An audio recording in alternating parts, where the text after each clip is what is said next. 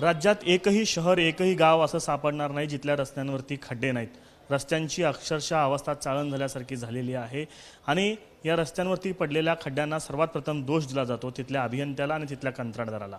अभियंता आणि कंत्राटदाराला दोष देण्यापूर्वी त्यांची बाजू काय आहे हे देखील जाणून घेणं महत्त्वाचं आहे आणि त्यासाठी महाराष्ट्र राज्य कंत्राटदार संघाचे अध्यक्ष आणि अभियंता संघाचे अध्यक्ष मिलिंद भोसले सर आपल्यासोबतच. सर, खरं तर जसं मी म्हणालो सगळ्यात आधी दोष दिला जातो तो अभियंत्यांना आणि कंत्राटदारांना. तुमची नेमकी बाजू काय? रस्त्यांवरती असे खड्डे का पडतात? महत्त्वाचं म्हणजे या खड्ड्याच्या बाबतीत जे रस्ते केलेले आहेत या रस्त्याचं जे स्लोप आहे तो स्लोप व्यवस्थित पहिला केला नीट जात नाही. आणि महाराष्ट्र शासन जे SSR आहे म्हणजे DSR आहे म्हणजे स्टँडर्ड रेट्स आहेत हा जवळपास 2021 पासून तोच आहे. गेल्या 4 वर्षापासून ह्याच रेटनी एस्टिमेट केले जातात.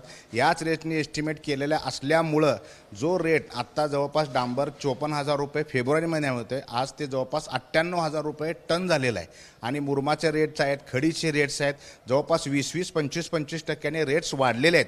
या रेट्सची तुलना ह्या शासनाच्या गव्हर्नमेंटचे जे अधिकारी वर्ग आहे तो एस्टिमेट करताना कुठेही धरला जात नाही. चुकीच्या पद्धतीने एस्टिमेट केल्यामुळे हे खड्ड्याची परिस्थिती पूर्ण राज्यभर ह्याच्यापेक्षा भयानक परिस्थिती निर्माण होईल अशी शक्यता आहे. तर 2 महत्त्वाचे मुद्दे तुम्ही मांडता. एक म्हणजे तांत्रिक बाबची रस्त्यांवरती स्लोप व्यवस्थित केला जात नाही. तांत्रिक बाबी काय सुरुवातीला ते सांगा, कशामुळे खड्डे पडू शकतात? तांत्रिक बाबी म्हणजे जो रस्त्याला मध्ये स्लोप असतो, इन्ग्रेडियंट असतो, तो स्लोप अत्यंत व्यवस्थित देणं गरजेचं आहे. म्हणजे त्याच्यावर जर समजा पाऊस मोठा पडला किंवा पाऊस असेल तर ते पाणी ताबडतोब नितळून रस्त्याच्या साईडला जे गटर असेल किंवा मुरुम असेल ह्याच्यामध्ये ते झिरपणं हे अत्यंत काळाची गरज आहे. परंतु तशा पद्धतीने स्लोप न दिल्यामुळे काही गोष्टी रस्त्यामध्ये तातडीने लगेच जागेवर, कारण डांबराचा सगळ्यात मोठा शत्रू हा पाणी आहे आणि पाणी आणि डांबर यांचं कधीही जुळत नाहीत. त्यामुळे रस्त्यावर जर पाणी साठलं तर 100% खडी उकलून जाणार आणि डांबरसुद्धा उकलून खड्डे पडणार. तर एक महत्त्वाचा मुद्दा तुम्ही तांत्रिक मांडणी केला. दुसरा तुम्ही आर्थिक बाबतीत देखील सांगितलं. DSR म्हणजे डिस्ट्रिक्टचा स्टँडर्ड रेट आणि SSR म्हणजे स्टेट स्टँडर्ड रेट, हे कधीचे आहेत आणि त्या दृष्टीनं काम करताना आत्ता काय अडचण होते? मी SSR समितीवर राज्याचा सदस्य आहे. त्या SSR समितीची 2021 पासून आजयागत जवळपास 5 वर्ष झाले बैठकच होत नाही. आणि जरी बैठकी झाली तर काचेच्या केबिनमध्ये AC बसून हे रेट सगळे फिक्स केले जातात. कॉन्ट्रॅक्टरची कुठल्याही संघटनेच्या सूचना मागितल्या जात नाहीत.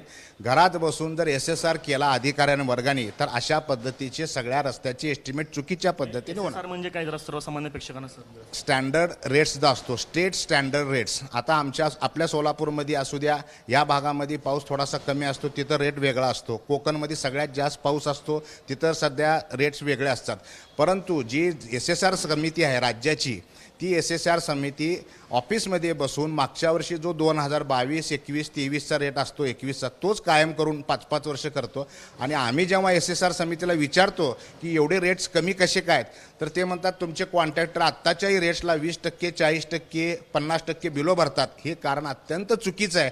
जो रेट सध्या चालू आहे त्या रेटने त्या कामाचं अंदाजपत्रक करणं ही काळाची सध्या गरज आहे. हे बिलो रेट्स भरल्यामुळं किंवा SSR DSR कमी असल्यामुळं गुणवत्तेवर किती फरक पडतो रोडचा?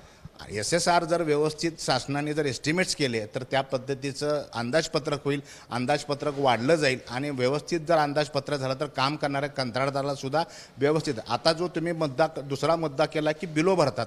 बिलो हे का भरतात?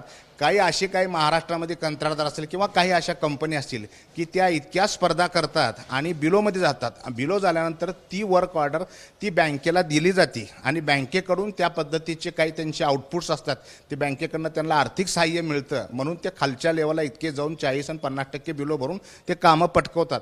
पण प्रत्यक्षात त्या कामाची दयनीय परिस्थिती निर्माण होती अशी दाट शक्यता आहे. तुम्ही कामाचा मोबदला कमी घेताय आणि त्यामुळे कशी गुणवत्तेवर त्याचा साहजिक परिणाम होतो. एक गोष्ट सातत्याने यामध्ये सगळ्यात चर्चेला राहते, कंत्राटदारांकडून दिलं जाणारं कटिंग. सरकारी अधिकारी असू दे किंवा राजकीय नेते असू दे यांचा सगळ्यांचा हस्तक्षेप होतो का आणि ते झाल्यामुळे त्या गुणवत्तेवरती किती फरक पडतो? राज्य शासनाने 2013 पासून जी ऑनलाईन सिस्टीम केलेली आहे ही ऑनलाईन सिस्टीम ही नावालाच सध्या परिस्थितीमध्ये आहे. ऑनलाईन जरी असली तरी राजकीय क्षेत्रातले आणि इतर जे माणसं ह्या क्षेत्रामध्ये एवढ्या मोठ्या पद्धतीने शिरलेले आहेत. निविदा जरी ऑनलाईन पद्धतीने असली परंतु प्रत्यक्षात कॉन्ट्रॅक्टरमध्ये स्पर्धा न होता त्या राजकीय क्षेत्रातल्या माणसाचा व इतर माणसाचा एवढा इन्फ्लुएन्स असतो आणि त्या माध्यमातून ते टेंडर ते प्रत्येकाला दिलं जातं. निविदा दिल्यानंतरनं मात्र त्याचं वाटप आणि बाकीच्या गोष्टी इतक्या भयावह परिस्थितीमध्ये कंत्राटदार येतो आणि प्रत्यक्षात जेव्हा काम चालू केलं जातं तेव्हा त्या कामावरची जी परिस्थिती आहे तिथं असणारे परत स्थानिक प्रॉब्लेम्स आहेत हे सगळे सॉल्व्ह करूस तर त्या कंत्राटदाराच्या नाकीनऊ येतं आणि ह्या सगळ्या गोष्टी जेव्हा दबावाखाली केल्या जातात त्या कंत्राटदाराचं देयक मिळताना सुद्धा आमच्याकडे अशा तक्रारी आहेत की ह्याचं देयक देऊ नका असं राजकीय लोकांनी प्रत्येक ठिकाणी सांगितलेलं आहे. पुणेसारख्या भागामध्ये आमदार लोकांनी बाकीच्या लोकांनी एवढा इन्फ्लुअन्स केलेला आहे की तो कंत्राटदार काम केल्यानंतर त्याचं देयक देऊ नका, त्याची गुणवत्ता तपासा, अशा पद्धतीचं विचित्र प्रकारचं पत्रव्यवहार करून त्या कंत्राटदाराला अक्षरशः जेरीस आणलं जातं. त्यामुळे ह्या सगळ्या गोष्टी असल्यामुळं कंत्राटदार काम करताना किंवा हे करताना सुद्धा अत्यंत भयावह स्थितीमध्ये सध्या आहे. राजकीय हितसंबंध असलेली लोक त्याच्यामध्ये सहभागी होतात, त्यामुळे त्यांच्या गुणवत्तेची तपासणी तर होतच नसेल. गुणवत्तेची तपासणी म्हणजे गुणवत्तेची तपासणी करा अशी माझी महाराष्ट्र राज्य अभियंता कंत्राटदार महासंघ व कन्स्ट्रक्शन फोरम नात्याने शासनाला विनंती आहे.